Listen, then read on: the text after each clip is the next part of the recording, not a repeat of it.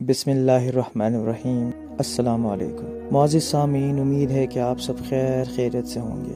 آج کی اس ویڈیو میں آپ کو سنانے والا ہوں ایک عاجز بادشاہ کی کہانی۔ ویڈیو کو اینڈ تک ضرور دیکھیے گا، لائک، شیئر اور سبسکرائب ضرور کرے گا۔ ایک ملک کا بادشاہ بہت رحم دل اور نیک تھا، رعایا کے حق میں بہت اچھا تھا۔ چنانچہ تمام رعایا اس سے محبت کرتی تھی، جس کی یہ خواہش تھی کہ اپنے نیک بادشاہ کی زیارت کی جائے اور اسے کوئی تحفہ دیا جائے۔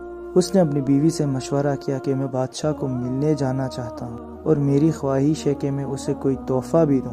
تم مجھے مشورہ دو کہ میں بادشاہ کے لیے کیا تحفہ لے کر جاؤں۔ بیوی نے کچھ دیر سوچا اور کہا، بادشاہ کے پاس تو ہر ایک چیز ہوگی، ہم اسے کیا تحفہ دے سکتے ہیں؟ ہاں، میرا ایک مشورہ ہے کہ ہمارے گھر کے پاس بہنے والے چشمے کا پانی بہت میٹھا اور ٹھنڈا ہے۔ ایسا پانی پورے ملک میں کہیں بھی نہیں ہوگا، تاکہ بادشاہ کے پاس بھی نہیں ہوگا، تو تم اس کے لیے یہ پانی لے کر جاؤ۔ کسان کو یہ تجویز پسند آ گئی اور اس نے اپنے چشمے سے پانی کے 2 گھڑے بھرے اور اپنے گدھے پر لاد کر بادشاہ سے ملاقات کے لیے روانہ ہو گیا۔ کئی ہفتوں کے بعد سفر کر کے کسان بادشاہ کے محل تک پہنچ گیا اور اسے ملاقات کی اجازت مل گئی۔ اجازت ملنے پر کسان بہت خوش ہوا، بادشاہ کو تحفہ پیش کیا اور اسے بتایا کہ میرے گاؤں کے چشمے کا پانی ہے اور ایسا میٹھا اور ٹھنڈا پانی آپ کو پورے ملک میں کہیں بھی نہیں ملے گا۔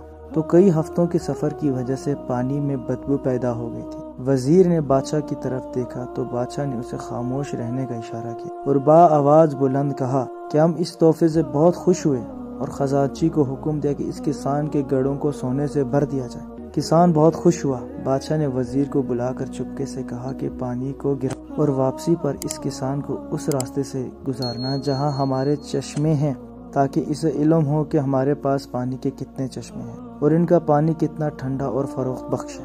چنانچہ جب کسان کو انعامات دینے کے بعد ان چشموں کے پاس سے گزارا گیا تو وہ سمجھ گیا کہ اس کا تحفہ کتنا حقیر تھا، لیکن بادشاہ نے اس کے حقیر تحفے کو بھی قبول کر کے اسے انعام سے نوازا۔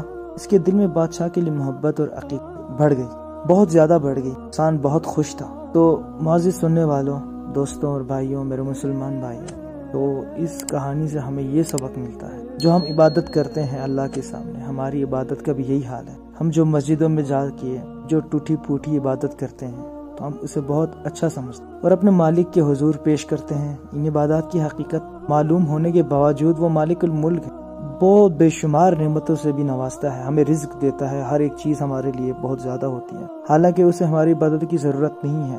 خالق کائنات کی عبادت کے لیے تو اس کے لاکھوں کروڑوں فرشتے ہی کافی۔ اللہ پاک سے ہم یہی دعا کرتے ہیں ہماری عاجزانہ انکسارانہ عبادت کو اپنی بارگاہ میں قبولیت کا شرف بخشے، آمین ثم آمین۔